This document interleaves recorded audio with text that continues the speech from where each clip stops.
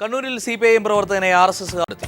Local committee അംഗമായ കുഴിച്ചാലിൽ മോഹനനാണ് മരിച്ചത്. വെട്ടേറ്റ മറ്റൊരു പ്രവർത്തകൻ അശോകന്റെ നില ഗുരുതരമാണ്. RSS പ്രവർത്തകരെ പ്രതി ചേർത്ത് സമഗ്ര അന്വേഷണം നടത്തണമെന്ന് P. ജയരാജൻ ആവശ്യപ്പെട്ടു. കൊലപാതകത്തിൽ പ്രതിഷേധിച്ച് കണ്ണൂർ ജില്ലയിൽ നാളെ രാവിലെ 6 മണി മുതൽ ഹർത്താൽ ആചരിക്കും. രാവിലെ 10 മണിയോടെയാണ് ആയുധങ്ങളുമായെത്തിയ RSS സംഘം സിപിഐഎം പടുവിലായി ലോക്കൽ കമ്മിറ്റി അംഗം കുഴിച്ചാലിൽ മോഹനനെ വെട്ടിക്കൊന്നത്. 52 വയസ്സായിരുന്നു. കള്ളുഷാപ്പ് ജീവനക്കാരനായിരുന്ന മോഹനൻ ജോലി ചെയ്തുകൊണ്ടിരിക്കെയാണ് ക്രൂരമായ കൊലപാതകം ആക്രമികൾ നടത്തിയത്. ദേഹമാസകലം വെട്ടേറ്റിട്ടുണ്ട്. മോഹനെ തലശ്ശേരി കോപ്പറേറ്റീവ് ആശുപത്രിയിൽ എത്തിക്കുമ്പോഴേക്കും മരിച്ചിരുന്നു. മോഹന്റെ കൂടെയുണ്ടായിരുന്ന അശോകനും വെട്ടേറ്റിട്ടുണ്ട്. അശോകനെ തലശ്ശേരി സഹകരണ ആശുപത്രിയിൽ പ്രവേശിപ്പിച്ചു. ക്രൂരമായ കൊലപാതകം ആസൂത്രണം നടത്തിയ RSS നേതൃത്വത്തിനെതിരെ സമഗ്രാന്വേഷണം നടത്തണമെന്ന് CPIM ജില്ലാ സെക്രട്ടറി P. ജയരാജൻ ആവശ്യപ്പെട്ടു. നാടിൻ്റെ സമാധാനം തകർക്കുന്നതിന് വേണ്ടി RSS ഒരു ഭീകര പ്രസ്ഥാനമായിട്ടാണ് പ്രവർത്തിച്ചുകൊണ്ടിരിക്കുന്നത്. RSS BJPക്കാർ നാട്ടിലുടനീളം പ്രചരിപ്പിക്കുന്നത് മുഖ്യമന്ത്രിയുടെ മണ്ഡലത്തിൽ BJPക്കാർക്ക് രക്ഷയില്ല എന്നതാണ്. പിണറായിയുടെ മണ്ഡലത്തിൽ നടത്തുന്ന രണ്ടാമത്തെ നിഷ്ഠൂരമായിട്ടുള്ള കൊലപാതകമാണ്. നിരവധി അക്രമ സംഭവങ്ങൾ ഇതിനകം കണ്ണൂർ ജില്ലയിൽ RSS സംഘം നടത്തുകയുണ്ടായി. ഈ മണ്ഡലത്തിന് തൊട്ട അയൽവക്കത്താണ് ബോംബ് നിർമ്മിക്കുന്നതിനിടയിൽ 24 വയസ്സുകാരനായിട്ടുള്ള ഒരു RSS ക്രിമിനൽ കൊല ചെയ്യപ്പെട്ടത്. ഈ കൊലക്കേസിൻ്റെ ഭാഗമായി ഈ കൊലപാതകം ആസൂത്രണം ചെയ്തിട്ടുള്ള RSSൻ്റെ നേതാക്കളെക്കുറിച്ച് അന്വേഷിക്കണം. ആ നേതാക്കളെ പ്രതി ചേർത്തുകൊണ്ട് കേസെടുക്കണം. കൊലപാതകത്തിൽ പ്രതിഷേധിച്ച് നാളെ രാവിലെ 6 മണി മുതൽ വൈകുന്നേരം 6 മണി വരെ കണ്ണൂർ ജില്ലയിൽ CPIM നേതൃത്വത്തിൽ ഹർത്താൽ നടത്തും. മൃതദേഹം കോഴിക്കോട് മെഡിക്കൽ കോളേജ് ആശുപത്രിയിൽ പോസ്റ്റ്മോർട്ടത്തിന് ശേഷം നാളെ രാവിലെ 10 മണിക്ക് വാളാങ്കിച്ചാലിലെ മോഹന്റെ വീട്ടുവളപ്പിൽ സംസ്കരിക്കും. PV Joshila, news bureau, Kannur. Cinema ടിക്കറ്റിനെ ചൊല്ലി യുവാവ് കുത്തേറ്റ് മരിച്ച സംഭവത്തിൽ പഞ്ചായത്ത് അംഗമടക്കം 4 പേർ കസ്റ്റഡിയിലായി. തൃക്കൊടിത്താനം കുന്നുംപുറം മുരിങ്ങവന മനു മാത്യുവാണ് കഴിഞ്ഞ ദിവസം രാത്രി കൊല്ലപ്പെട്ടത്. പെരുന്നാ 2-ാം നമ്പർ ബസ് സ്റ്റാൻഡിലെ പാർക്കിംഗ് ഏരിയയിൽ കഴിഞ്ഞ ദിവസം രാത്രിയാണ് കൊലപാതകം അരങ്ങേറിയത്. കഴിഞ്ഞ ദിവസം രാത്രി പെരുന്നയിലെ തിയേറ്ററിൽ സുഹൃത്തുക്കൾക്കൊപ്പം സിനിമ കാണാനെത്തിയ മനു കരിഞ്ചന്തയിൽ ടിക്കറ്റ് വിൽക്കുന്നവരുമായി വാക്കുതർക്കമുണ്ടായി. ബാൽക്കണി ടിക്കറ്റിന് 500-ഉം ഫസ്റ്റ് ക്ലാസ് ടിക്കറ്റിന് 200 രൂപയുമാണ് കരിഞ്ചന്തയിൽ ഈടാക്കുന്നത്. ഇതേ ചൊല്ലിയുള്ള തർക്കമാണ് കത്തിക്കുത്തിൽ കലാശിച്ചത്. മനുവിന്റെ അടിവയറിനാണ് കുത്തേറ്റത്. ജനാധിപത്യ കേരള കോൺഗ്രസിന്റെ തൃക്കൊടിത്താനം മണ്ഡലം പ്രസിഡന്റായ മനു ചങ്ങനാശ്ശേരിയിലെ മൊബൈൽ ജീവനക്കാരനായിരുന്നു. സംഭവവുമായി ബന്ധപ്പെട്ട് തൃക്കൊടിത്താനം പഞ്ചായത്ത് അംഗം ഉൾപ്പെടെ 4 പേരെ പോലീസ് കസ്റ്റഡിയിലെടുത്തു. എന്നാൽ കസ്റ്റഡിയിലുള്ളവരുടെ പേരുവിവരങ്ങൾ പോലീസ് വെളിപ്പെടുത്തിയിട്ടില്ല. മനുവിന്റെ മൃതദേഹം പോസ്റ്റ്മോർട്ടത്തിനായി കോട്ടയം മെഡിക്കൽ കോളേജിലെത്തിച്ചു. അതിനിടെ സംഘർഷം നടന്ന പ്രദേശം ജില്ലാ പോലീസ് മേധാവി N. Ramachandran, Changanassery DYSP V. Ajith എന്നിവർ സന്ദർശിച്ചു. സംഭവം നടന്ന തിയേറ്റർ പരിസരത്ത് ക്രിമിനൽ സംഘങ്ങൾ നിരന്തരം പ്രശ്നങ്ങൾ സൃഷ്ടിക്കുന്നതായും നേരത്തെ പരാതി ഉയർന്നിരുന്നു. News bureau, Kottayam.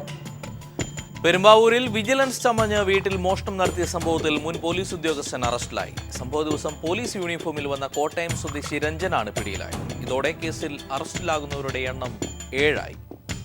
കഴിഞ്ഞ ഓഗസ്റ്റ് 19-നാണ് പെരുമ്പാവൂർ സ്വദേശി സിദ്ദിഖിന്റെ വീട്ടിൽ കവർച്ച നടന്നത്. വിജിലൻസ് ഉദ്യോഗസ്ഥർ ചമഞ്ഞ് സിദ്ദിഖിന്റെ വീട്ടിലെത്തിയ 8-അംഗ സംഘം വീട് പരിശോധിക്കാനെന്ന പേരിൽ മോഷണം നടത്തി കടന്നു കളയുകയായിരുന്നു. സ്വർണം ഉൾപ്പെടെ 9,80,000 രൂപ കവർച്ച നടത്തിയ സംഘത്തിൽ പോലീസ് വേഷം ധരിച്ചിരുന്ന രഞ്ജനയാണ് പോലീസ് അറസ്റ്റ് ചെയ്തത്. 1988-89 കാലഘട്ടത്തിൽ പോലീസ് ഹെഡ് കോൺസ്റ്റബിളായി സർവീസിൽ പ്രവേശിച്ച രഞ്ജൻ പിന്നീട് ASI ആയി ജോലിയിൽ തുടരവേ സ്വഭാവദൂഷ്യം കാരണം 2001-ൽ സർവീസിൽ നിന്നും പിരിച്ചുവിട്ടു.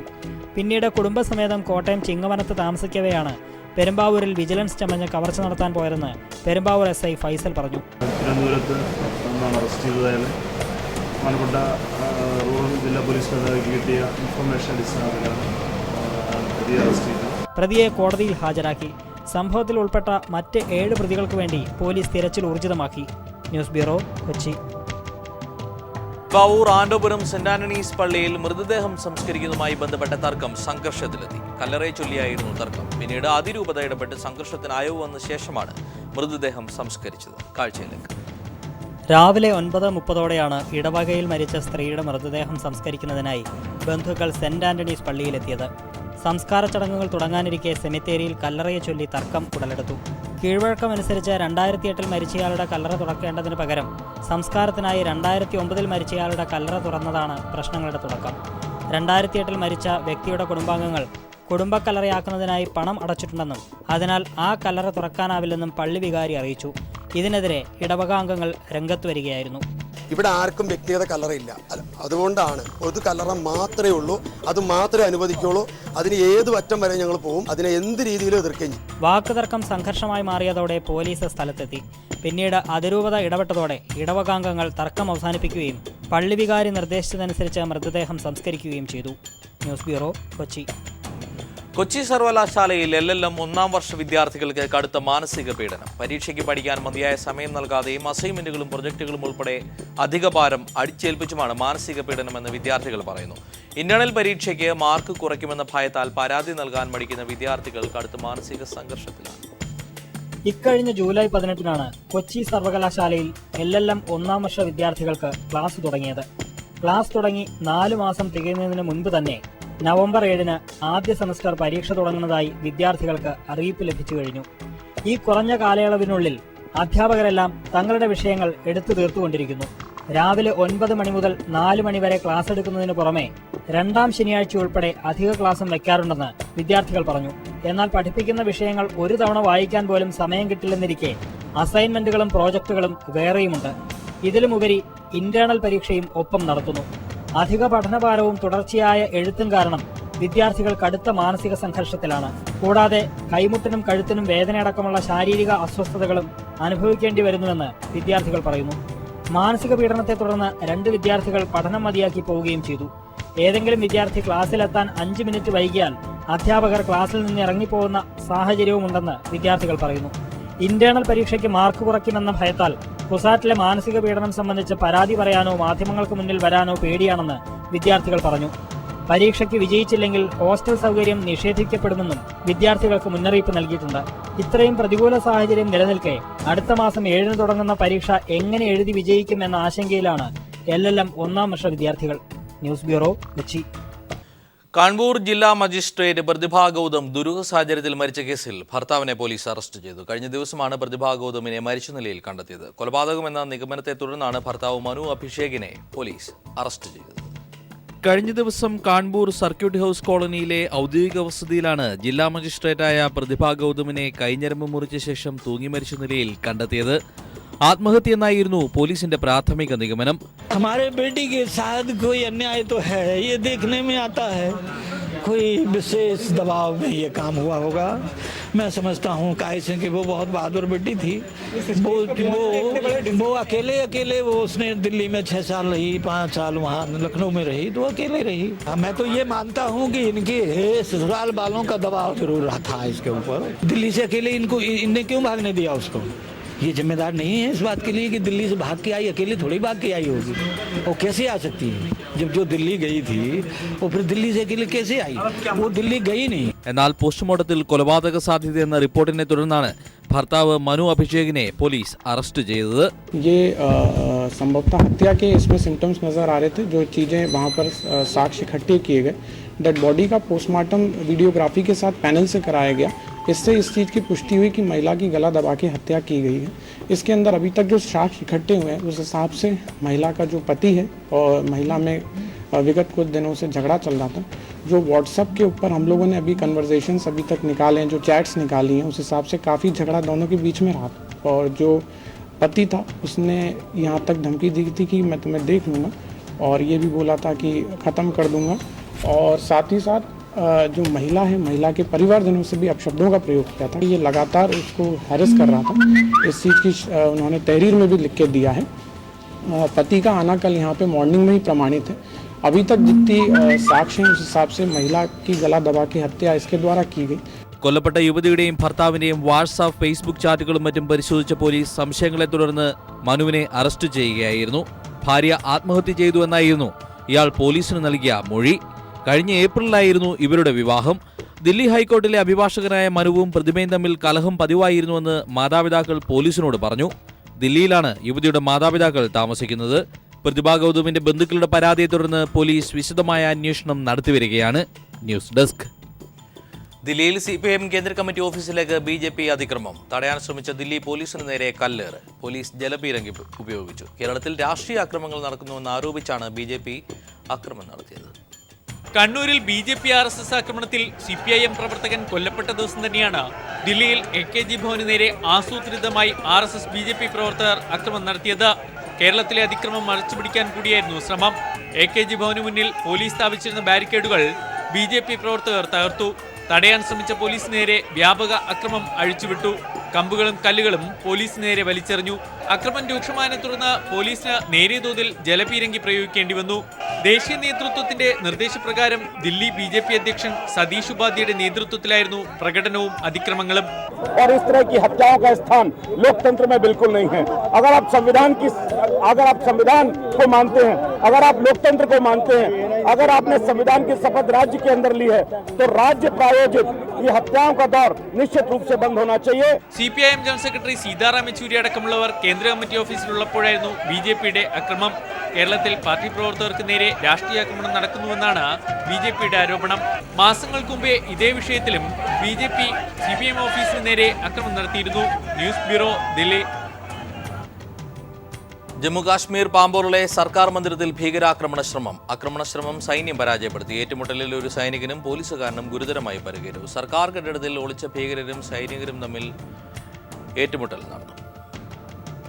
ഉറി ഭീകരാക്രമണത്തിന് ശേഷം ഇത്രയധികം സമയം നീണ്ടുനിന്ന ഏറ്റുമുട്ടൽ ഇതാദ്യമാണ്.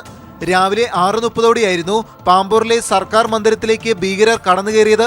ഇവിടെ ജോലിയും റിസർച്ചും ചെയ്യുന്നവർ താമസിക്കുന്ന ക്വാർട്ടേഴ്സ് ആക്രമിക്കുകയായിരുന്നു ഭീകരരുടെ ലക്ഷ്യം. സൈന്യത്തിന്റെ ശ്രദ്ധ തിരിക്കാൻ കെട്ടിടത്തിലെ ചില ഇലക്ട്രിക് ബോക്സുകളിൽ വെടിയുതിർത്ത ഭീകരർ കെട്ടിടത്തിൽ തീപടർത്തി. എന്നാൽ ഹോസ്റ്റലിലേക്ക് ആക്രമണം നടത്തുന്നതിന് മുമ്പായി തന്നെ സൈന്യം ഇവർക്ക് നേരെ വെടിയുതിർത്തു. 50-ൽ പരം മുറികളാണ് ഈ സർക്കാർ കെട്ടിടത്തിലുള്ളത്. അതിനാൽ ഇത്രയേറെ മുറികളുള്ള ഈ കോൺക്രീറ്റ് കെട്ടിടം മറയാക്കിയായിരുന്നു ഭീകരരുടെ പ്രത്യാക്രമണം. പാരാട്രൂപ്പ്, പോലീസ്, സ്പെഷ്യൽ ഫോഴ്സ്, BSF എന്നിവരുടെ സംയുക്ത നേതൃത്വത്തിലായിരുന്നു പിന്നീട് ഭീകരർക്ക് നേരെ തിരിച്ചടി നടത്തിയത്. ഇക്കഴിഞ്ഞ ഫെബ്രുവരിയിലും ഇതേ കെട്ടിടത്തിൽ ഭീകരാക്രമണം ഉണ്ടായിരുന്നു. അന്ന് 3 ഭീകരരെ വധിച്ചിരുന്നെങ്കിലും 3 പാരാ കമാൻഡോകൾ കൊല്ലപ്പെട്ടിരുന്നു. 23 ദിവസത്തിനുള്ളിൽ കാശ്മീരിൽ ഇത് 4ാമത്തെ ഭീകരാക്രമണമാണ്. ശ്രീനഗറിൽ നിന്ന് 15 കിലോമീറ്റർ മാത്രം അകലെയാണ് പാമ്പോറിലെ ഈ സർക്കാർ മന്ദിരം. ശ്രീനഗർ ജമ്മു ഹൈവേക്ക് സമീപം കൂടിയാണ് ഈ കെട്ടിടം സ്ഥിതി ചെയ്യുന്നത്. ജലം നദിയും വനപ്രദേശവുമാണ് കെട്ടിടത്തിന്റെ പുറകുവശം.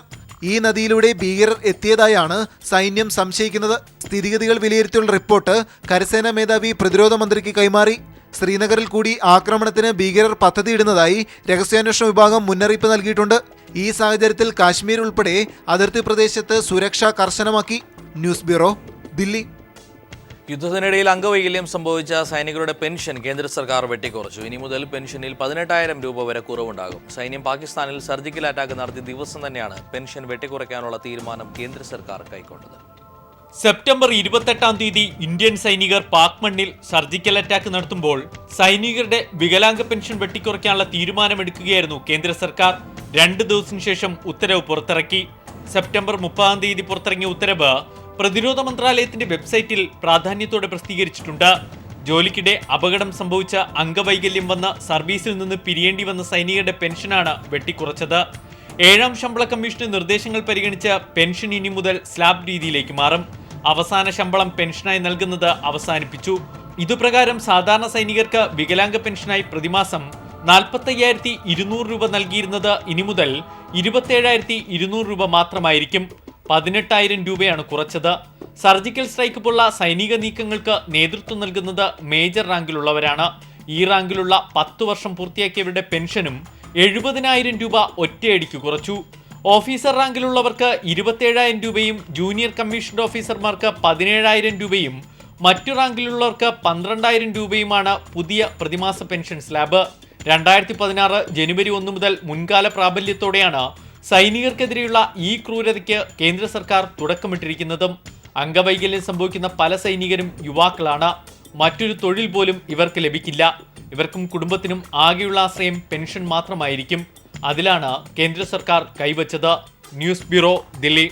സംസ്ഥാനത്ത് പ്രവർത്തിക്കുന്ന സ്വകാര്യ ലാബുകളിലെ 80% ജീവനക്കാരും യോഗ്യതയില്ലാത്തവരെന്ന് റിപ്പോർട്ട്. സ്റ്റാറ്റിസ്റ്റിക്സ് ഡിപ്പാർട്ട്മെന്റിന്റെ റിപ്പോർട്ടിനെ തുടർന്ന് സംസ്ഥാനത്തെ സ്വകാര്യ ക്ലിനിക്കൽ ലാബുകളുടെ പ്രവർത്തനത്തെ നിയന്ത്രിക്കാൻ സർക്കാർ ഇടപെടണമെന്നാണ് ആവശ്യം ശക്തമാകുന്നത്.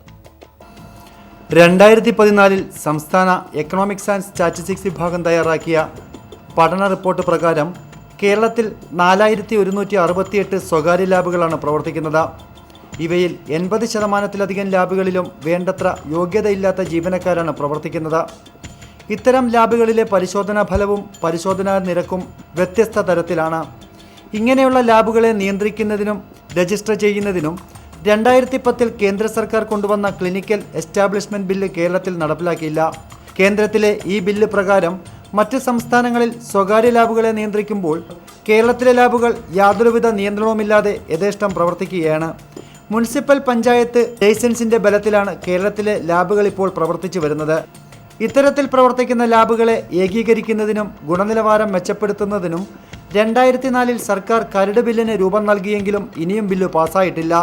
ജനങ്ങളുടെ ആരോഗ്യ പ്രശ്നങ്ങൾ പരിഹരിക്കുന്നതിൽ നിർണായക പങ്ക് വഹിക്കുന്ന സ്വകാര്യ ലാബുകളുടെ പ്രവർത്തനം നിയന്ത്രിക്കാനും നിരീക്ഷിക്കാനും സർക്കാരിൻ്റെ ഭാഗത്തു നിന്നും നടപടിയുണ്ടായില്ലെങ്കിൽ ഭാവിയിൽ കേരളത്തിലെ ആരോഗ്യ മേഖലയിലെ പ്രവർത്തനങ്ങളെ ഇത് പ്രതികൂലമായി ബാധിക്കും. Shajahan, news bureau, Alappuzha. കേരള സർവകലാശാലയിൽ എത്തിക്കൽ കമ്മിറ്റിയുടെ ക്ലിയറൻസ് ലഭിക്കാത്തത് മൂലം 30ഓളം ഗവേഷക വിദ്യാർത്ഥികളുടെ ഭാവി അനിശ്ചിതാവസ്ഥയിലാണ്. എത്തിക്കൽ കമ്മിറ്റി സമയത്ത് കൂടാത്തത് മൂലം വിദ്യാർത്ഥികളുടെ രജിസ്ട്രേഷൻ മുടങ്ങിയിട്ട് 2 വർഷം കഴിഞ്ഞു. കേരള സർവകലാശാല വൈസ് ചാൻസലർ PK രാധാകൃഷ്ണന്റെ പ്രതികാര നടപടി മൂലം റാങ്ക് ജേതാവായ യുവാവിന്റെ ഭാവിയും തുലാസിലാണ്. സസ്പെൻഡ് ചെയ്ത റാങ്ക് ജേതാവിന്റെ ഫെലോഷിപ്പിൽ ഇടം കൊല്ലിട്ട് വൈസ് ചാൻസലറുടെ കത്ത്. People follow. ഇത് നജീബ്, MSc റാങ്ക് ജേതാവാണ് ഇയാൾ. കേരള സർവകലാശാലയുടെ കീഴിൽ മുടികൊഴിച്ചിലിനെ പറ്റി ഗവേഷണം ചെയ്യാനാണ് 10 മാസങ്ങൾക്ക് മുമ്പ് കേരള സർവകലാശാലയിൽ ഉപരിപഠനത്തിനായി ചേർന്നത്. ഗവേഷക വിഷയം ഡോക്ടറൽ കമ്മിറ്റി അംഗീകരിച്ചിട്ട് മാസങ്ങൾ കഴിഞ്ഞു. ഇനി ആവശ്യം ഫെലോഷിപ്പാണ്. എന്നാൽ മനുഷ്യ സംബന്ധിയായ വിഷയത്തെപ്പറ്റിയുള്ള പഠനമായതിനാൽ സർവകലാശാല നിയോഗിച്ച എത്തിക്കൽ കമ്മിറ്റിയുടെ ക്ലിയറൻസ് ലഭിക്കേണ്ടതുണ്ട്. കഴിഞ്ഞ 2 വർഷമായി എത്തിക്കൽ കമ്മിറ്റി സമയത്ത് ചേരാത്തത് മൂലം വിദ്യാർത്ഥികളുടെ രജിസ്ട്രേഷൻ മുടങ്ങിക്കിടക്കുകയാണ്. 4 മാസത്തിനുള്ളിൽ ഫെലോഷിപ്പ് ലഭിച്ചില്ലെങ്കിൽ പഠനം നിർത്തുക മാത്രമാണ് നജീബിന് മുന്നിലുള്ള പോംവഴി. ഈ വിഷയം ചൂണ്ടിക്കാട്ടി സർവകലാശാലയുടെ തിണ്ണ നിരങ്ങാൻ തുടങ്ങിയിട്ട് മാസങ്ങളായി.